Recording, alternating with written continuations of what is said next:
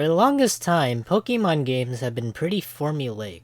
Not a whole lot has changed for the past 20 years besides graphical improvements and quality of life changes. I'm not an expert in Pokemon, but I do play a lot of games. Apart from the general graphics comparisons that I see a whole lot, I don't really give that much of a crap about pixels as long as the game works. I grew up on Flash games and Wizard 101, so it doesn't really offend me if it doesn't run at 100 FPS with whatever refresh rate there is. This ain't CSGO or Battlefield. This game's meant for iPad kids and old 90s boomers like me who grew up watching the show. So let's move on to the premise of the game. It's to catch Pokemon in a city, which is something the Pokemon games have never really done before. It's usually wide open spaces with varying degrees of biomes. And it doesn't really make a whole lot of sense to have nature coexist so close to humans that they have to live in the streets. I understand throughout the game that they keep building these so-called zones, but why is it that this dog attacks me like I'm the mailman instead of Chef Boyardee outside the restaurant?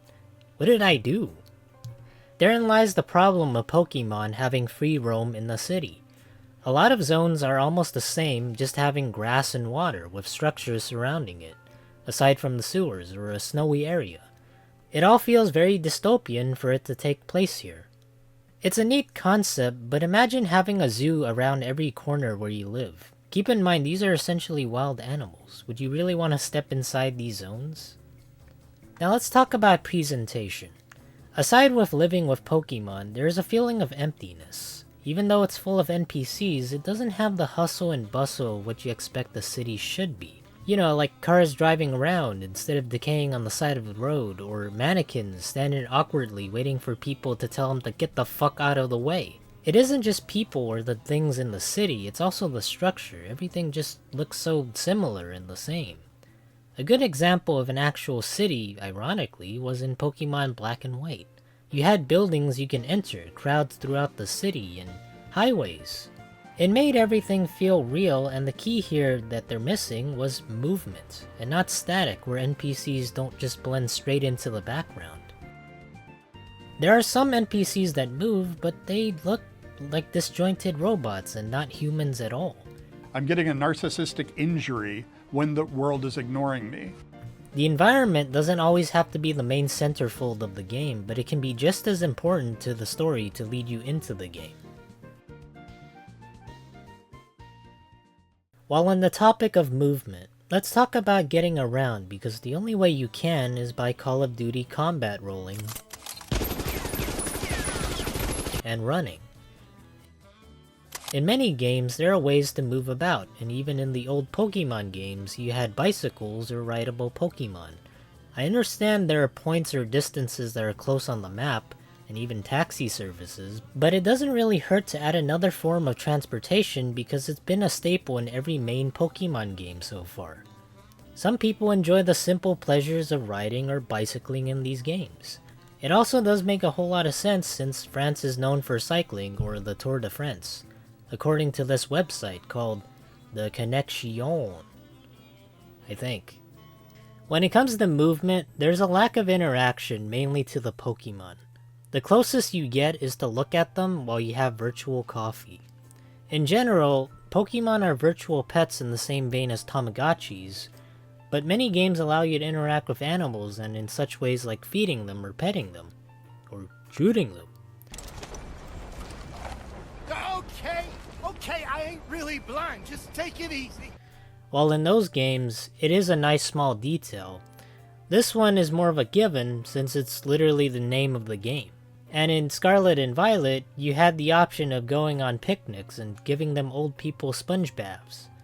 Even going as far back as having Pokemon follow you, you had the option of checking up on them every so often, which this game doesn't have apparently.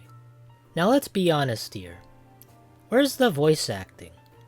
I know that not every game can have voice acting, and I get it, but this is a multi-billion-dollar property, not some indie game developer. It makes the cutscenes for the game look awkward with dead air in between text boxes.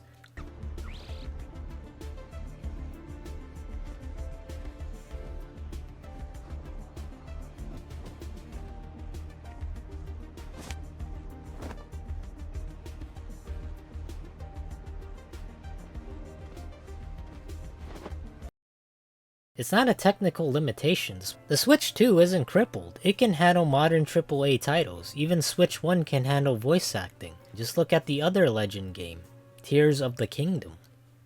Oh my. I'm surprised to hear you say such a thing. This is so amazing! I understand. As I thought, a time so far back in the past, it's become legend.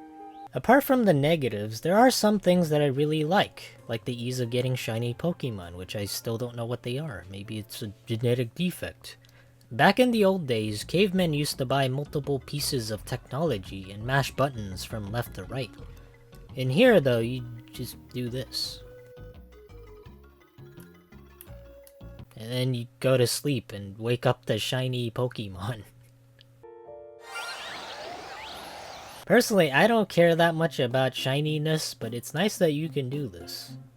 Mechanically speaking, real-time strategy for Pokemon is a cool idea, and I like the fact that they tried something different with this game instead of making it turn-based. Reminds me of Final Fantasy VII Remake. Instead of characters having cooldowns, only your Pokemon moves do, and you can even take hits for them. Another good change is not always having to battle. There's the option to chuck balls to catch something. Design-wise, giving the player the option or choice is what all games should strive for nowadays. Flexibility. Just as some people prefer stealth, or like me going up and busting their face in, it's like if I offered you a cherry pie or an apple pie. You have the option to choose, or have both. Except pumpkin pie, get that shit out of here. I like to think of this game as one big experiment for Pokemon, because it's reminiscent of the labyrinth in Greek mythology. The map's a maze, and we're rats in the experiment that cost $60 to $70.